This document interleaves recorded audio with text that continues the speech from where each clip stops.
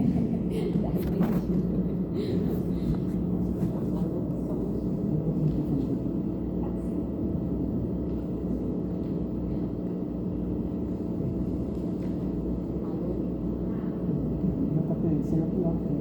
vai ligar? Alô, isso. Então esse é o João Pedro, para quem não conhece, nosso seminarista, está em que ano mesmo? Não já? No segundo ano. E eu vou pedir nada melhor para o próprio pai abençoar a vida do seu filho aqui, né? Então que o nosso irmão Alfredinho esteja orando pela vida do JP, que ele seja boca do Senhor. Como ele já me disse, ali o Senhor já falou com ele, né? O Senhor já ministrou mensagem e com certeza vai falar aos nossos corações. Senhor Deus, nosso Pai, nós te agradecemos por estar na tua casa, para te louvar, para agradecer o teu nome. Nós estamos aqui de corações abertos para entregarmos cada dia mais as nossas vidas em tuas mãos e que possamos colocar em prática tudo que temos aprendido contigo, Pai. Que o Senhor possa nos abençoar com a tua palavra através de João Pedro e que possamos sair daqui, Senhor Deus, certos que o Senhor está a cada dia falando conosco. Usa esse jovem, fala através dele, que somente possa falar palavras vindas de ti. Abençoe essa noite, perdoa os pecados. Em nome de Jesus que oramos, agradecidos por tudo. Amém.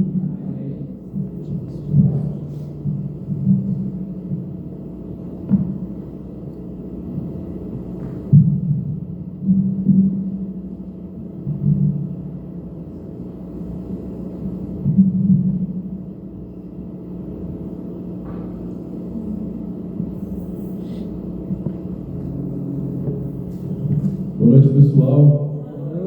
Eu estou muito feliz de estar aqui. Tem tanto tempo que eu não consigo participar de um work. Eu sempre vejo de longe, eu fico triste que eu não posso estar aqui. E Deus ainda me deu a oportunidade de me trazer a mensagem. Eu poderia estar mais feliz do que num dia como hoje.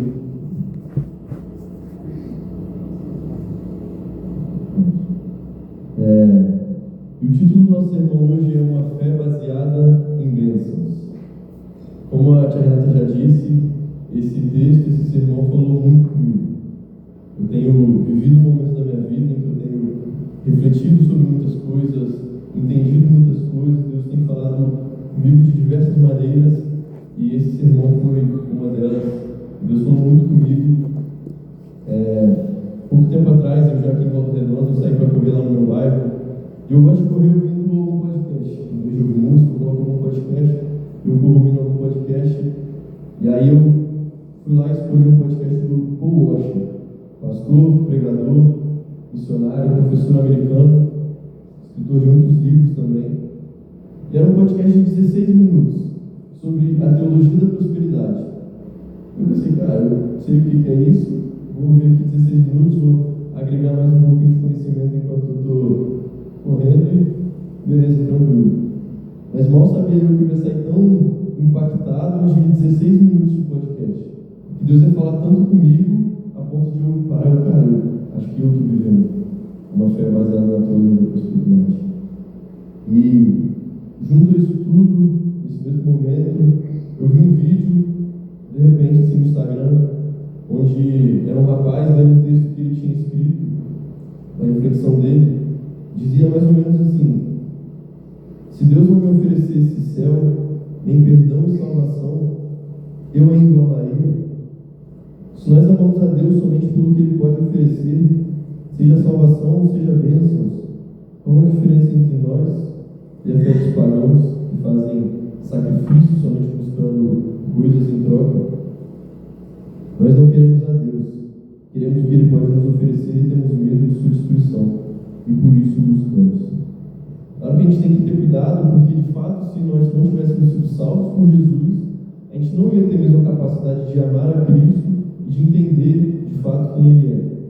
Mas isso me levou a refletir: será que, na verdade, eu amo as coisas e as bênçãos que Deus me dá, em vez de o caráter de Deus, e isso ser o meu principal motivo de louvor e de adoração a Ele?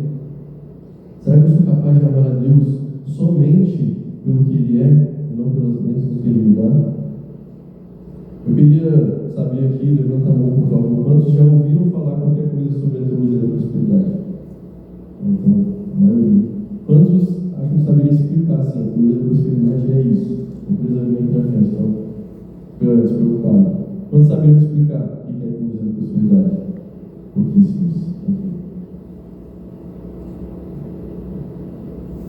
Eu achava que eu sabia explicar exatamente o que é a teologia da prosperidade até eu ver esse vídeo e estudar sobre isso e eu vi que, na verdade, eu não sabia. Nós pensamos muito que teologia da prosperidade é quando a gente vai numa igreja e a gente ouve o pastor falando que se você doar tantos por cento do seu salário, tantos por cento de dízimo, Deus vai te dar um carro, Deus vai te dar uma casa. E a gente tem na cabeça que isso é teologia da prosperidade. Quando a gente vai numa igreja e só falam de bens, de ganhar e ganhar e ganhar. Mas na verdade é muito mais sutil e profundo do que somente isso. Teologia da prosperidade é quando lá no fundo do nosso coração a gente para e pensa: o que mais Deus pode fazer por mim? É quando a gente pensa que se eu for mais obediente nisso aqui, Deus vai fazer isso por mim. Se eu realmente creio em Jesus Cristo e tenho fé nele, Deus vai me dar mais isso aqui. Que se eu for de fato devoto a Deus em tudo que eu fizer, Ele vai me abençoar. Um exemplo disso é: imagina um casal, recém-casados, e a esposa toda feliz, ali vivendo aqueles primeiros momentos, e ela fala: amor, por que você casou comigo? E ele vira para ela e fala: você tem um carro tão bom, um carro do ano, tu tem uma casa incrível, tu tem um estilo de vida maravilhoso, por que eu não vou querer casar com você se você tem tudo isso? Entende que horrível é para aquela mulher ouvir isso, aquela esposa ouvir isso do marido, de que ele está com ela somente pelas coisas que ela tem, mas sem perceber nós fazemos isso com Deus. Nós vivemos uma fé assim de buscar o que Deus pode nos dar e não somente por quem Ele de fato é. Nós buscamos a Deus para receber algo e não para desfrutar do que nós já recebemos. Eu percebi, irmãos, que em grande parte da minha vida eu tenho vivido isso. Eu tenho buscado a Deus com interesse no que Ele pode me dar, com bênçãos que Ele pode me dar. E eu não estava percebendo isso. Um exemplo disso é que no final do ano, graças a Deus, eu vou me casar.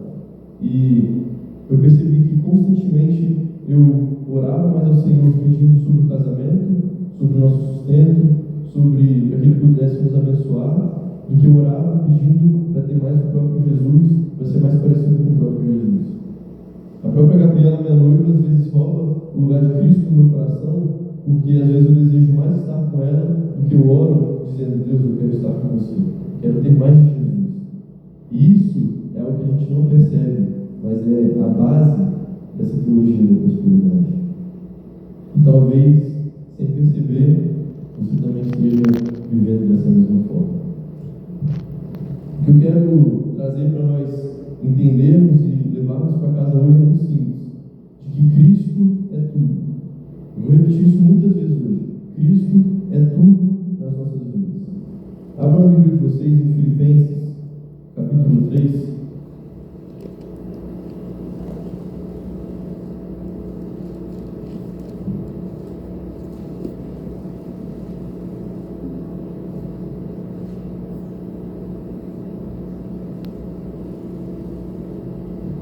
Filipenses, capítulo 3, versículo 7 a 11.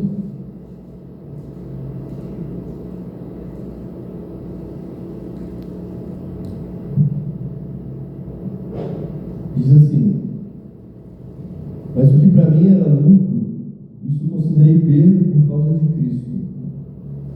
Na verdade, considero tudo como perda, por causa da sublimidade do conhecimento de Cristo Jesus, meu Senhor.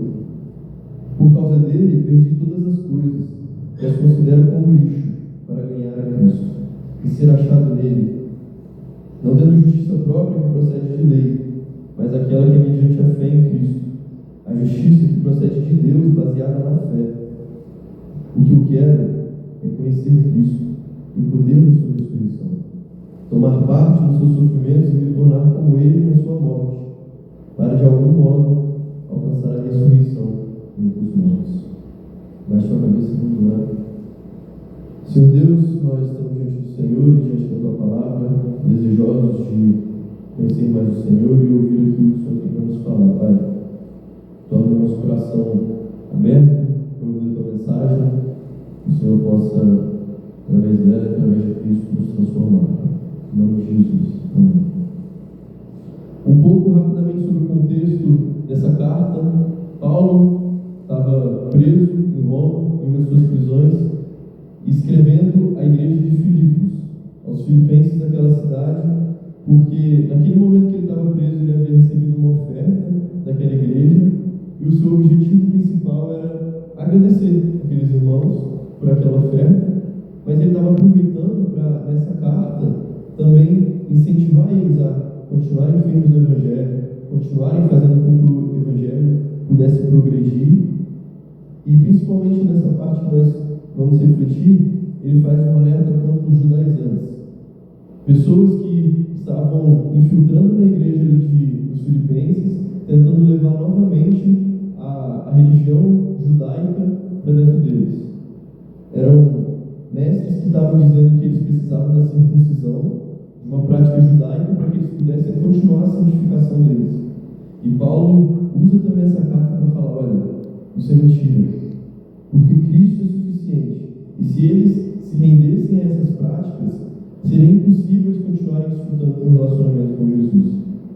E aí então, Paulo mostra que a salvação é somente pelos méritos de Cristo, e nunca pelos méritos humanos. Então nós vamos ver 3 pontos relacionados a Cristo ser tudo em nossa vida, relacionado também a esse texto. O nosso primeiro ponto é: quando Cristo é tudo, o resto se torna perda. Quando Cristo é tudo, o resto se torna perda. Vou ler de novo o versículo 7, a primeira parte do versículo 8. Mas o que para mim era lucro, isso considerei perda por causa de Cristo. Na verdade, considero tudo como perda, por causa da sublimidade do conhecimento de Cristo Jesus, meu Senhor. Primeiro vamos entender o que era lucro para o apóstolo Paulo. No versículo 5, ele cita algumas coisas, eu quero ler com vocês. Ele diz: fui circuncidado no 8º dia, sou da linhagem de Israel, da tribo de Benjamim, hebreu de hebreus. Quanto à lei, eu era fariseu. Quanto ao zelo, perseguidor da igreja. E quanto à justiça que há na lei, irrepreensível. Paulo estava falando sobre isso, porque tinha pessoas dizendo que as práticas da carne iriam de alguma forma justificar eles. E Paulo faz uma descrição de como, baseado nas obras da carne, ele era praticamente perfeito. Ele diz que, quanto à justiça que há na lei, irrepreensível. Dificilmente alguém estaria no mesmo patamar de Paulo quando se falasse das suas obras ali baseadas na lei. E aí ele fala que ele foi circuncidado no tempo certo. Ele era da tribo de Benjamim, então ele era verdadeiramente aquele povo de Israel. Fala que ele era hebreu de hebreus, ou seja, ele possuía provavelmente uma grande linhagem de judeus no seu passado. Ele era fariseu, a seita religiosa mais rigorosa quando se relacionava ali com a lei. Ele fala: quanto ao zelo pela lei, eu era perseguidor da igreja, perseguidor de Cristo. E quanto à justiça que há na lei, ele era irrepreensível. Resumindo, de acordo com a lei e com o judaísmo, Paulo possuía privilégios étnicos e privilégios espirituais. Ninguém era igual a Paulo. Mas, contudo, ele começa o versículo 7 assim: contudo, isso não valia mais de nada para ele. Isso tudo, todos os privilégios que ele tinha, não valiam mais de nada para ele por causa de Cristo. Ele fala no versículo 3 que nós não temos confiança alguma na carne. Mesmo Paulo sendo tudo isso que a gente viu aqui, a descrição dele, ele fala que todas essas obras diante de Deus não valiam de nada. E aí, essas coisas que eram lucro para ele passou a considerar como perda. E engraçado que o que era perda para ele, que era Jesus Cristo, que era o cristianismo, agora passou a ser o lucro dele, passou a ser o objetivo de vida dele. E vemos que Paulo ele não só deixa de buscar essas práticas do judaísmo, mas ele considera como perda.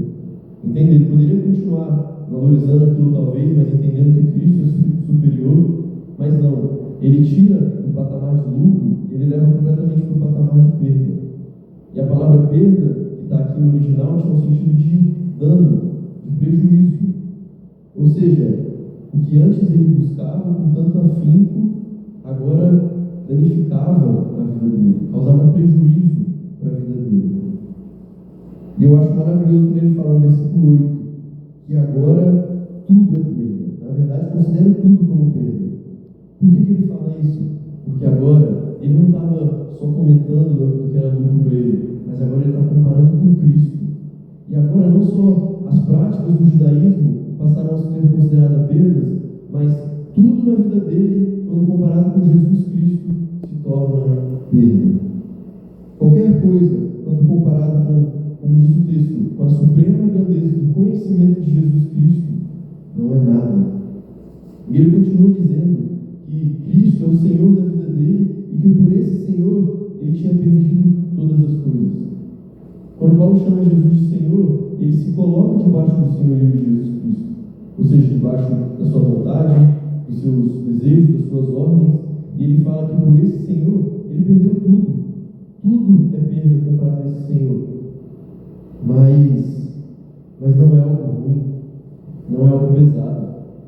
Esse trecho aqui é um encorajamento, um testemunho de Paulo, dizendo: olha, sejam como eu sou, façam o que eu estou fazendo.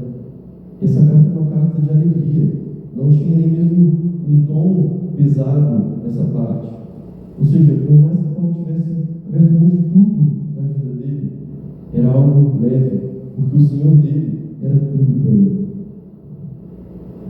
Imagine um vídeo no Instagram, onde tem um homem andando pela rua, e aí ele para um outro homem qualquer aleatório e ele fala: olha, eu vou te dar R$1 milhão.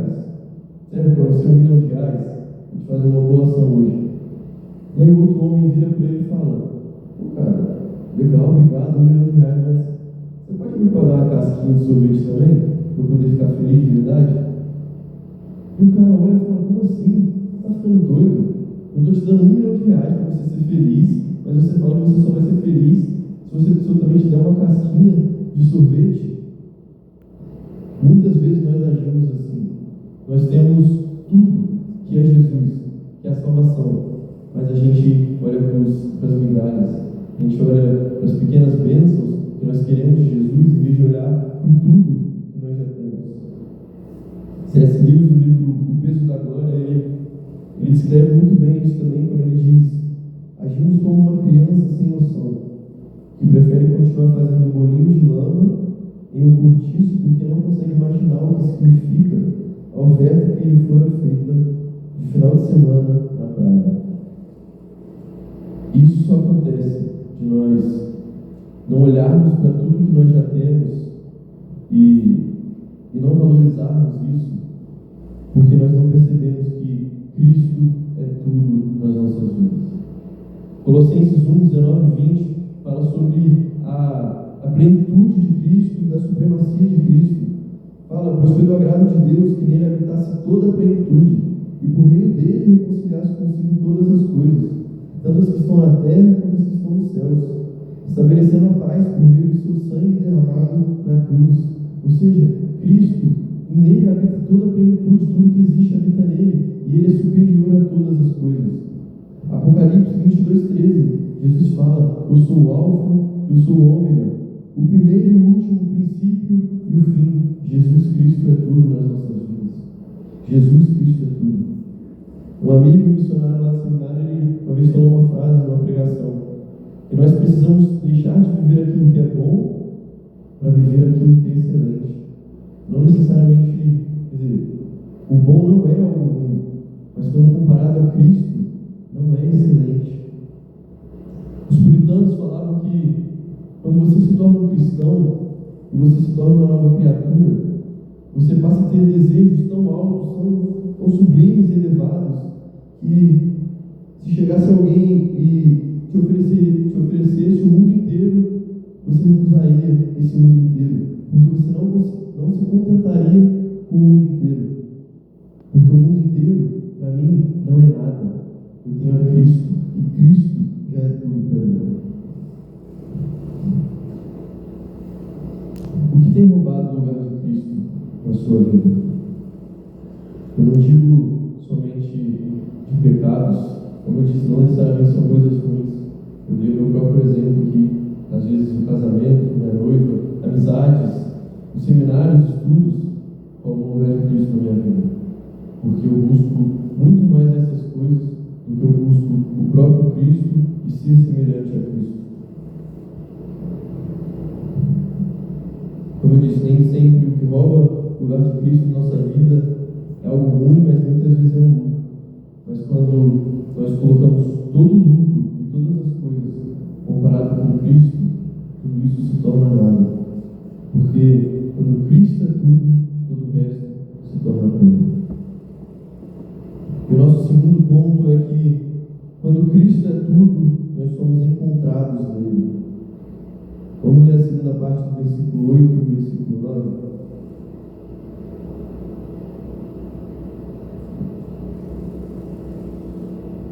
Por causa dele, perdi todas as coisas e as considero como lixo para ganhar a Cristo e ser achado nele, não tendo justiça própria que procede de lei, mas aquela que é mediante a fé em Cristo, a justiça que procede de Deus, baseada na fé.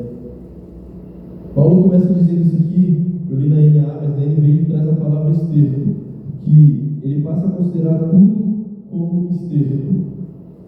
Ou seja, essas coisas não eram naturalmente coisas ruins, mas Paulo, ele escolheu considerá-las como ruim.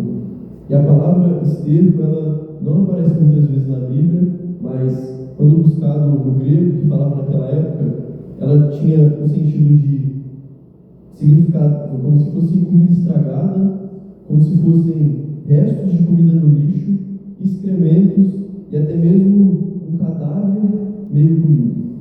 Esse era o nível de podridão da palavra esterco. Ou seja, Paulo não somente considerava aquelas coisas como inofensivas, como se não tivessem mais efeitos, mas ele considerava como extremamente ofensivas e prejudiciais para a sua vida. E por que ele passou a considerar essas coisas como esterco? Porque ele desejava ganhar a Cristo. E ele desejava ser encontrado em Cristo. Paulo desejava, irmãos, conhecer verdadeiramente a Jesus.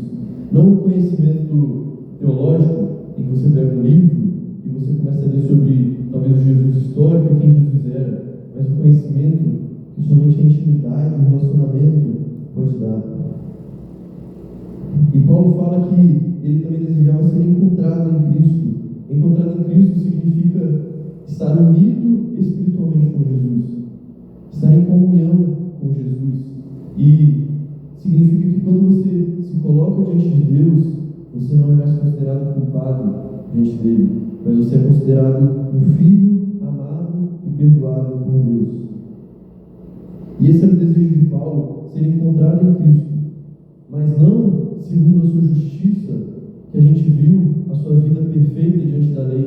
Não era dessa forma que ele desejava ser encontrado e estar unido em Cristo, mas era mediante a justiça de Deus. E a justiça de Deus é aquela que, quando nós cremos em Jesus Cristo como nosso único Senhor e Salvador das nossas vidas, Deus passa a nos olhar como se ele tivesse um filtro diante de nós. E aí toda vez que ele nos olha, ele não enxerga mais um pecador, mas ele enxerga alguém perdoado. Deus pega toda a obediência perfeita de Jesus Cristo e ele coloca sobre aquele que creu nele, e agora ele olha para esse pecador, mas que foi perdoado, como alguém perfeito por conta da obediência de Cristo. Ele olha para essa obediência de Cristo como pertencente realmente a essa outra pessoa. E aí agora, diante de Deus, ela não é mais alguém culpada e condenada, mas alguém perdoada. E Deus considera essa pessoa como justa. E era exatamente dessa forma que Paulo desejava ser encontrado em Cristo. Pessoal, novamente, Cristo é tudo. E se Ele é tudo, o nosso desejo deve ser estar cada vez mais unido com Ele. Cada vez mais unido com Ele. Quanto mais nós entendemos que a nossa justiça, o que nos justifica diante de Deus, não são os nossos hábitos, o nosso comportamento, mas somente a justiça de Jesus Cristo feita na cruz, mais o nosso relacionamento com Deus vai ser transformado. Se você pecou, se arrependa. Busque transformação, busque restauração Mas o seu pecado não vai fazer com que Deus te ame menos, não vai fazer com que Deus te olhe diferente, porque Ele te olha da forma, da obediência que Cristo já cumpriu na cruz diante de você. Se você tentar se aproximar de Deus por seu comportamento, seu merecimento, você nunca vai conseguir. Mas se você se aproxima de Deus através da justiça de Jesus, aí você consegue de fato desfrutar de Deus. Imagine um portão em que está escrito: desfrute da presença de Deus. E aí você vai lá e você tenta entrar, e Deus te para e Ele pergunta: por que eu deveria deixar você entrar aqui no desfrute da presença de Deus? Porque a gente já tem a presença de Deus, né? Ela não vai sair de nós e voltar, mas a gente pode desfrutar mais ou menos da presença de Deus. E aí você fala para Deus: olha Deus, eu orei tantas vezes essa semana, eu li a Bíblia tantas vezes, eu busquei tanto o Senhor hoje, e por mais que tudo isso seja de fato o que nós devemos fazer, você vai tentar passar pelo portão e pela porta do desfrute da presença de Deus, mas você vai falar: não, isso não é suficiente. Mas aí se você volta lá, você tenta passar de novo, e Deus te para, e você entrega um papel assim para Deus, e aí Deus vai e lê o papel e está escrito: Jesus Cristo fez, quero desfrutar da tua presença. Aí você passa, porque independente do que a gente faça, é a justiça de Deus que nos permite desfrutar da presença dele. Então, a justiça de Deus não nos interessa somente na nossa salvação, quando nós nos convertemos e nós somos salvos de uma vez por todas, mas todo o nosso relacionamento com Deus continua sendo baseado nessa justiça no que Jesus Cristo fez. Quando Cristo não é tudo para você, você é encontrado em qualquer outro lugar. Mas quando Cristo passa a ser tudo na sua vida, inclusive a sua justiça, aí sim você passa a ser encontrado em Cristo, unido a Ele, em comunhão com a presença dEle e desfrutando dessa presença. Então, quando Cristo é tudo, nós somos também encontrados nele. E por último, nosso terceiro ponto: quando Cristo é tudo, é apenas a Ele que nós desejamos. Quando Cristo é tudo, apenas Ele que nós desejamos. Versículos 10 e versículos 11. O que eu quero é conhecer Cristo e o poder da sua ressurreição, tomar parte nos sofrimentos e me tornar como Ele na sua morte, para de algum modo alcançar a ressurreição dentre os mortos. O desejo de Paulo, ele deixa claro que era somente conhecer mais de Cristo. E após ele viver toda aquela vida que diante dos homens era uma vida incrível, uma vida justa, uma vida digna, ele abre mão de tudo isso para poder seguir somente esse desejo: conhecer a Jesus Cristo. Ele não desejava somente saber quem Jesus era, porque ele sabia muito bem quem ele era, mas isso não bastava para ele, ele desejava conhecer a Jesus. E conhecer envolve relacionamento, envolve escolhas, envolve abrir mão, e ele de fato fez tudo isso para seguir esse desejo de conhecer mais de Jesus. E conhecendo mais de Cristo, ele desejava conhecer o poder da ressurreição, que era Cristo, após ter sido ressurreto, estar nos céus, o poder que agora Cristo exercia sobre a vida dele. E além disso, ele também desejava conhecer a participação nos sofrimentos de Jesus. Novamente, Paulo abriu mão de todos os privilégios que ele tinha, espirituais e étnicos, para que ele pudesse e desejasse sofrer por Jesus. Então a gente vê que todo o sofrimento que Paulo passou ali no Novo Testamento, que a gente tem muito bem relatado, não foi algo que pegou Paulo desprevenido, ou que quando aconteceu ele somente precisou se contentar com isso, mas ele desejava isso, ele queria sofrer por Jesus, era o pedido dele, era a oração dele, sofrer por Jesus e participar em seu sofrimento. E além disso ele fala que ele desejava se tornar como Jesus. No ministério de Jesus, será que ele desejava se tornar como Jesus? Nos seus milagres, nas suas curas maravilhosas, na sua popularidade, na sua glorificação, agora que Jesus já havia sido glorificado? Não. Ele fala que ele desejava se tornar como Jesus em sua morte. Ele queria ser como Jesus na sua morte. Existem igrejas hoje em dia pregando tantas coisas sobre como ser como Jesus. Tem uma igreja que uma mulher faleceu e eles colocaram o corpo dela no meio assim, do templo, e passaram dias e dias orando para que aquela mulher pudesse voltar à vida e ser ressuscitada. E porque eles queriam ser como Jesus. Mas a questão é que eles queriam ser como Jesus no seu poder, ser poderosos e maravilhosos como Jesus era. Mas eles não tinham a disposição e o desejo de ser como Jesus na sua morte, de ser como Jesus no seu sofrimento. Quando Cristo é tudo, somos salvos pela sua graça e justificados por Ele. Quando Cristo é tudo, todo o resto da nossa vida se torna perda. E quando Cristo é tudo, nós deveríamos desejá-lo constantemente. Novamente, o título dessa pregação é uma fé baseada em bênçãos, baseada em pedir e receber, e não em quem Deus é, e somente nisso. Eu tenho buscado conhecer e ver mais sobre pregadores antigos, e é engraçado porque a gente vê que sempre a pregação de pregadores famosos e homens de Deus era sempre Cristo e Cristo e Cristo. A pregação deles era constantemente: nós fomos salvos, Jesus morreu no nosso lugar, Jesus nos salvou. E isso bastava para eles. Isso bastava porque eles estavam toda semana, todos os dias, pregando sobre Cristo. Mas hoje nós queremos mais. A nossa pergunta não é sobre Cristo, mas é: o que Deus pode mais fazer comigo? O que mais Deus pode me abençoar? Em que área da minha vida Ele pode me dar mais alguma coisa? Jesus não é suficiente para você. Ele te deu a vida, Ele te deu a salvação e tudo que você tem. Será que se hoje você perdesse tudo, você passasse a morar na rua e não ter o que comer, a salvação não seria suficiente para você? E Jesus, ter a presença de Jesus, já não seria suficiente para você? Pregadores modernos pregam constantemente que nós podemos ganhar de Jesus. Mas quando a gente compara com a vida de Paulo, por exemplo, Paulo era pobre. Ele chegou a passar fome, ele apanhava em toda a cidade que ele passava, ele era considerado a escória da sociedade, ele não tinha nada.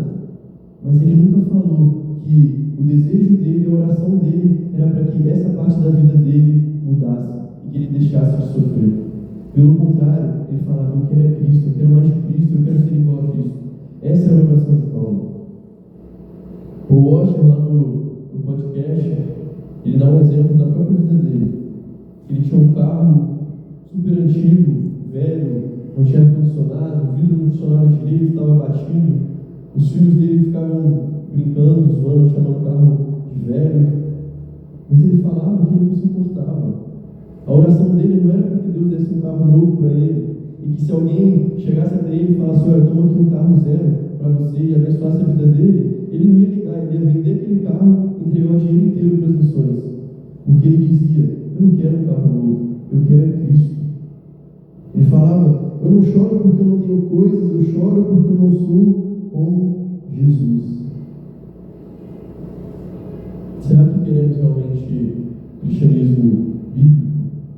Ou nós queremos o falso cristianismo baseado em bênçãos e baseado em prosperidade? Por último, João 17, versículo 3, vai dizer: Jesus diz que esta é a vida eterna, que te conheçam, o único Deus verdadeiro, e a Jesus Cristo, a quem tu enviaste. Essa é a vida eterna: conhecer a Deus e conhecer a Jesus, e ser cada vez mais parecido com Ele.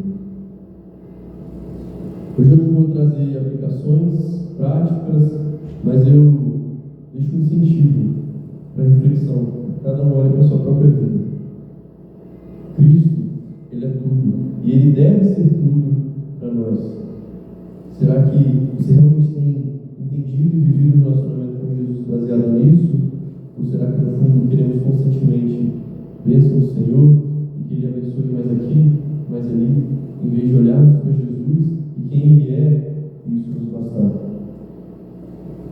Se Deus falou com você e você percebe que de fato você tem vivido uma vida baseada nas bênçãos e não simplesmente no caráter de Deus, busque sair desse lugar em que você está.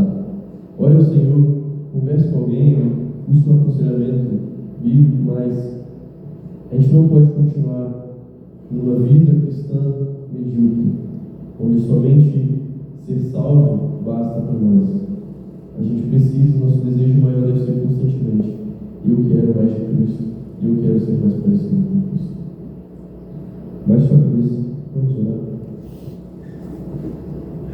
Senhor, louvado seja o Senhor pela tua palavra, Pai. Obrigado porque ela é suficiente e ela sempre nos confronta, aponta o pecado em nós, Pai, e nos mostra cada vez mais o Senhor Jesus. Pai, nos ensine a enxergar o Senhor como tudo em nossas vidas. Porque de fato o Senhor é tudo. Nada, Pai, nada, quando comparado ao Senhor, pode ser alguma coisa, porque o Senhor é tudo, todo o resto é perda diante do Senhor.